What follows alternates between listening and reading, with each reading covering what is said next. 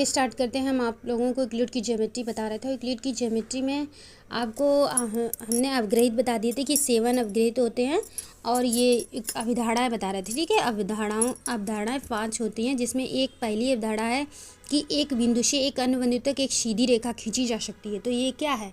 एक अभिधारणा है। तो एक बिंदु से एक अन्य बिंदु तक एक सीधी रेखा खींची जा सकती है। अवधारणा 2 है कि एक शांत रेखा को अनिश्चित रूप से बढ़ाया जा सकता है। ठीक है, तो हम उसे क्या कहते हैं? रेखाखंड कहते हैं। देखिए, ये रेखाखंड ए बी है, इसको इधर भी अनंत तक बढ़ाया सकता है और इधर भी, दोनों साइड। अगर इस टाइप से अगर कोई रेखा है, ये इसको शांत रेखा बोलते हैं और ये इनफाइनाइट तक ये टर्मिनेट लाइन होती है। ठीक है, इसको हम रेखाखंड कहते हैं। उसे यूक्लिड ने शांत रेखा का अतः वर्तमान रूप में दूसरी अवधारणा का तात्पर्य है कि रेखाखंड का दोनों ओर विस्तार करके रेखा बनाई जा सकती है। ठीक है, नेक्स्ट देखिए अवधारणा 3, किसी भी वृत्त को केंद्र मानकर और किसी भी त्रिज्या के एक वृत्त खींचा जा सकता है। कोई भी आपको एक रेडियस दे दे और उस रेडियस से आप एक सर्किल ड्रॉ कर सकते हैं ना, तो वही है। ठीक है, नेक्स्ट देखिए अवधारणा 4। अवधारणा 4 है कि सभी समकोण जो है एक दूसरे के बराबर होते हैं। तो अवधारणा 4 में है समकोण बराबर होते हैं। अब अवधारणा 5 देखिए।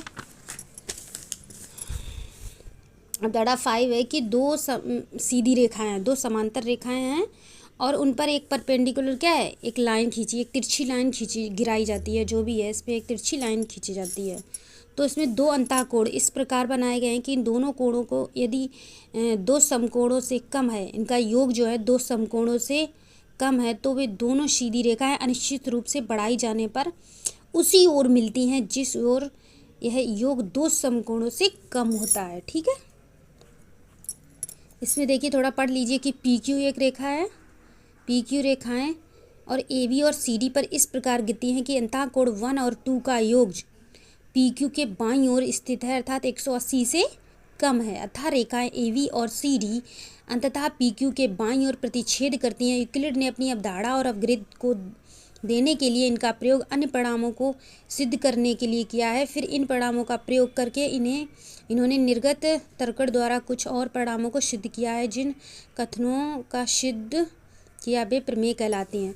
तो बस यही है इनकी अवधारणाएं। ठीक है, और क्या बोलते हैं, जो यूक्लिड जी हैं, इन्होंने अवग्रहित दिया और अवधारणाएं दी। तो अवग्रहित को तो आप बीजगणित है, अंक गणित है, इनमें सब में अवग्रहित का प्रयोग करते हैं।